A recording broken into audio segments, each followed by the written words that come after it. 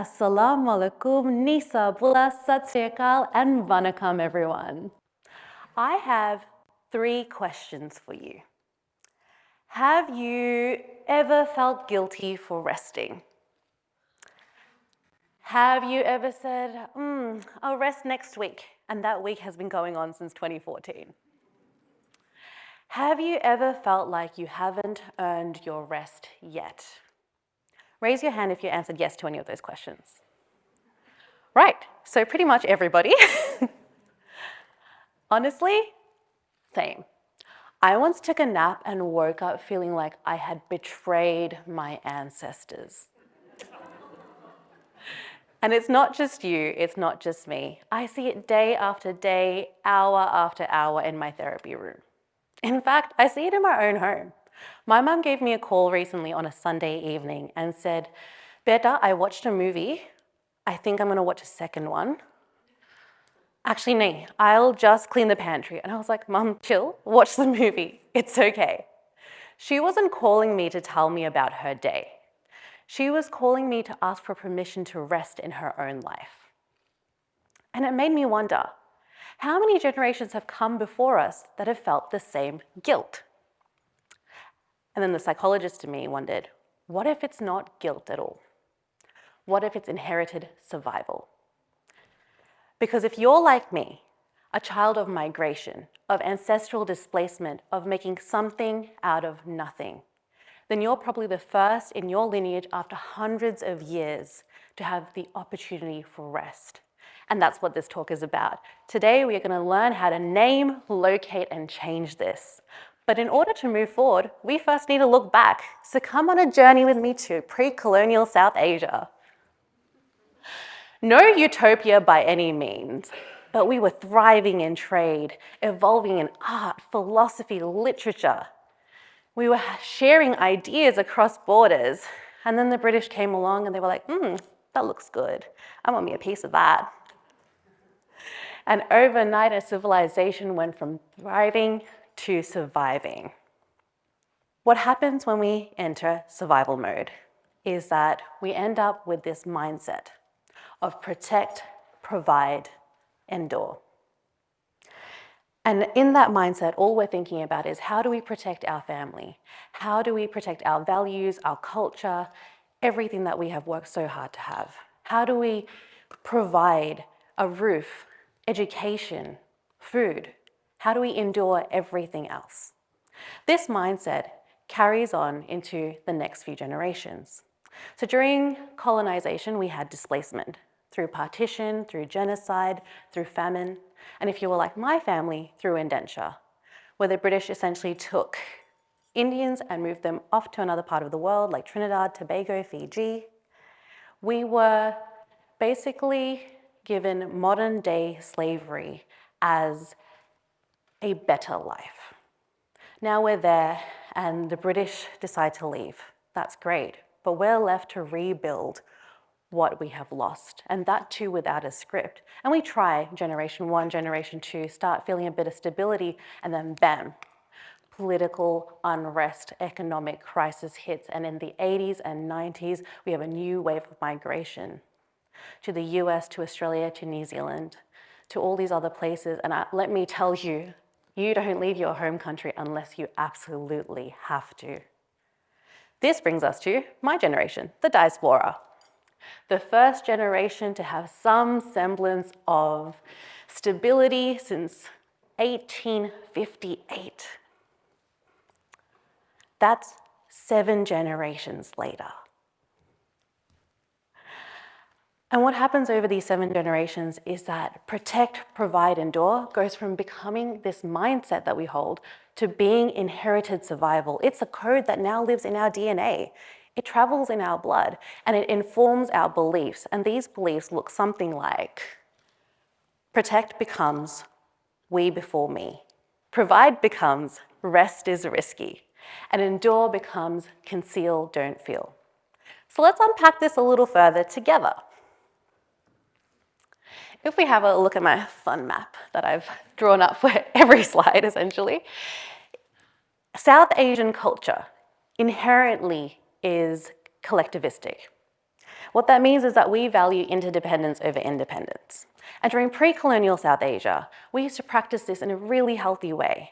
It was in a way where community and family reputation mattered, but not at the expense of your individuality or your autonomy. When colonialism happened, we entered this mindset of like me versus them. And so we went back to our basic instincts of protection in numbers. We had to stick together to survive. Interdependence equals survival. When you enter the rebuild and displacement phase, you are now separated away from your family. And so your community becomes your family. And in order to keep that protection, you have to conform to norms. You have to stick to what the community wants. You can't deviate away from it.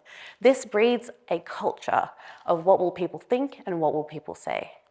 We carry all of this straight into the migration wave, but now there's an added layer. You're in a new country, and now individual decisions have collective stakes, not just because of what your community will think of you, but if the wider community can't see you achieving, doing well, being the model minority, you might also get kicked out.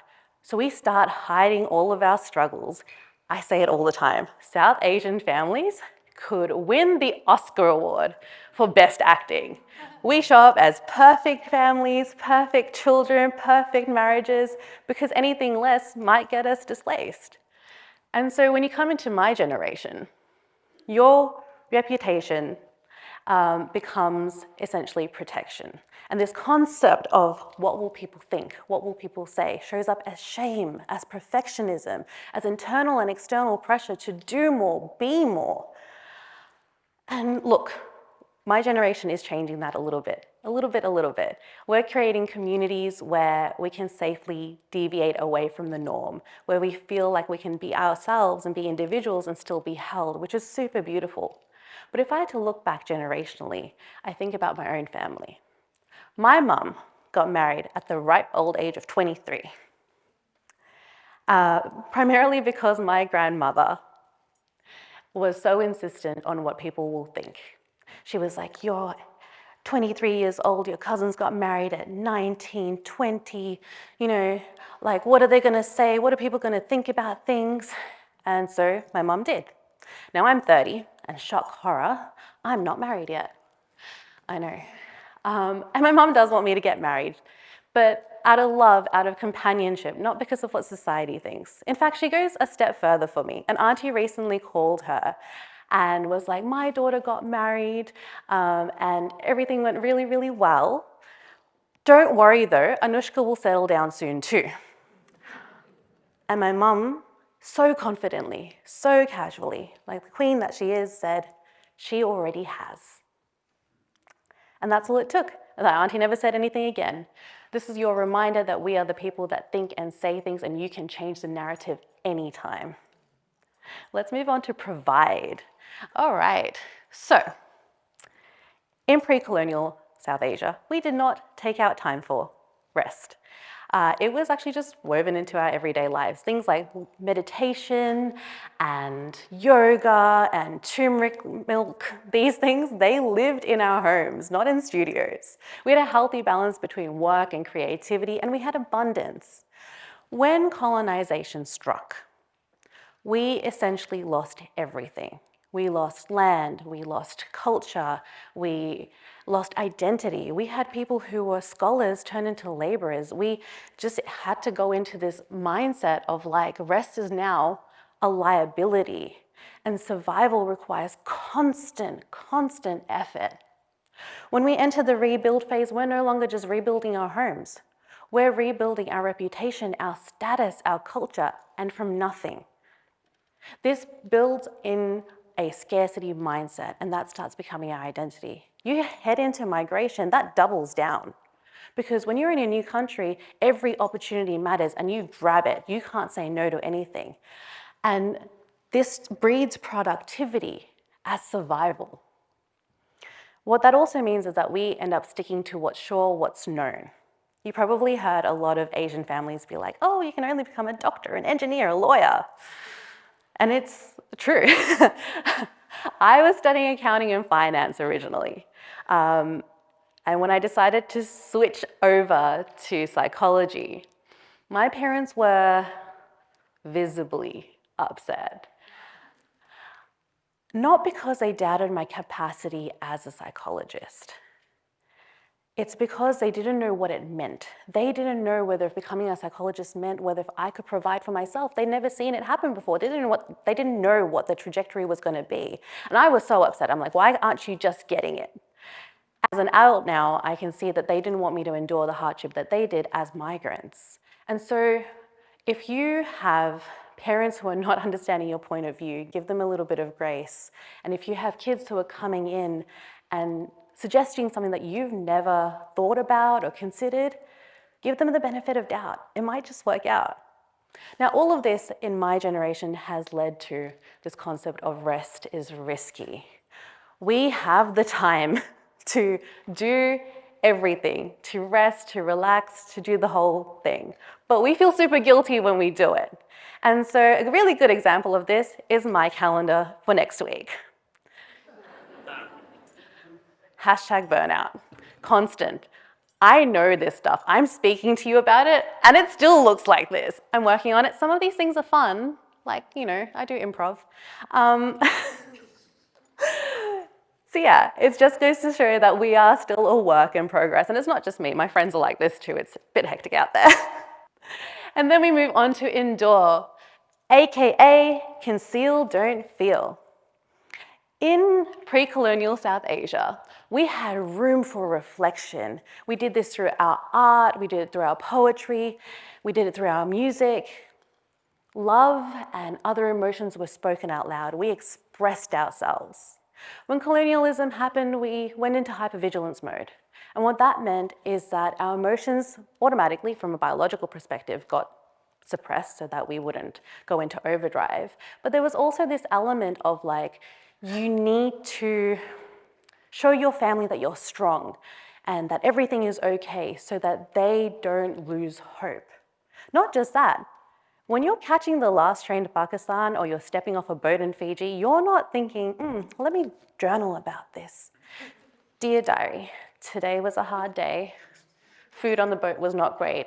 Ended up in a different country. It was sad. You just don't have the time and you're not thinking about it. You endure and you move on. And that leads us into the migration and rebuild phase. Because what happens here is that there's a generation who are suppressing their emotions, which unintentionally interrupts emotional literacy.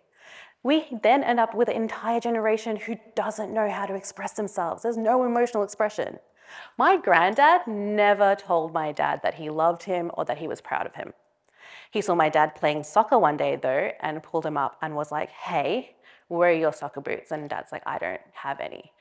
Aja went and bought some, left them in his room, and they never spoke about it again. Love as acts of service, that's how it was expressed. Now, my dad does say I love you. He does tell me that he's proud of me, but he doesn't necessarily check in. He won't call and be like, how are you? Or send me the text messages. He will fill my fridge up with food without me asking. He'll come mow my lawn without me asking also. And that's his way of loving me, acts of service. My generation is a little bit more open to wanting to feel, to speak, to chat it all out and have conversation. And so when I cry now, I just want to kind of sit in my emotions. My dad really struggles with that. He does like a little pat. And then he goes, it's okay. And then he wants to fix the problem. He's like, how do we fix this? What do I do? Who do I talk to? And I'm like, nothing. You don't need to do anything. Let me be sad. And he's like, why? I see this change though. My 5-year-old niece recently came running up in tears to my cousin. And she's like, Dad, sadness is pushing a button today for no reason. And he was like, that's okay, darling. Got her into his lap and said, sadness does that sometimes. He let her cry and cry and cry. She got up, wiped her tears, went off to play. And I thought, holy shit, look at that, we're breaking intergenerational cycles. All right, so great history lesson, Anushka. Now what? Do I start a revolution at the dinner table? Not quite. Change doesn't always start in revolutions. Sometimes it starts in revelations. And this looks like name, locate, and change. So let's decode that code. Number one, name it. without shame or blame. We all have heirlooms, gold bangles, property, trauma. What are yours? When you say you overfunction, maybe you mean that someone in my family once had to in order for us to survive. When you say, I don't cry, maybe it's because you've never been held. Figure out what it is. Locate it. Every pattern has an address. Where did yours come from? Maybe scarcity mindset started at the dinner table where your family had to stretch $1 to feed the family. Maybe your people-pleasing comes from the grandma who never said no. Maybe perfectionism started between the silences of your parents' arguments where you had to be the good child so that you could not be a burden to them any further. And change it. One small act of micro-defiance. Do something your recent ancestors never had the chance to do. Nap without guilt. Cry without apologizing. Ask for help.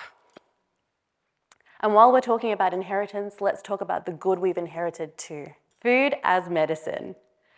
A community that shows up with Tupperware full of food and a mop in hand when you need it, and ride or die loyalty from your family. They might diss you for not getting your A+, but if you committed a crime, they'd be the first ones there and they'd help you cover it up. And when we're talking about family repair, it doesn't have to be this intense conversation that goes for ages. You just have to start small. Start where you have power. Start in the kitchen with your mum cutting an onion, ask her where the recipes came from. Start with your son, have a beer with him and ask him about his hobbies. Healing intergenerational trauma doesn't require a PhD. It requires one person willing to go first. So let it be you. Our ancestors mastered the art of bouncing back. Now it's our turn to not have to. Healing isn't a betrayal of your culture. It's an offering to your ancestors. It's saying, thank you for surviving. I'll take it from here.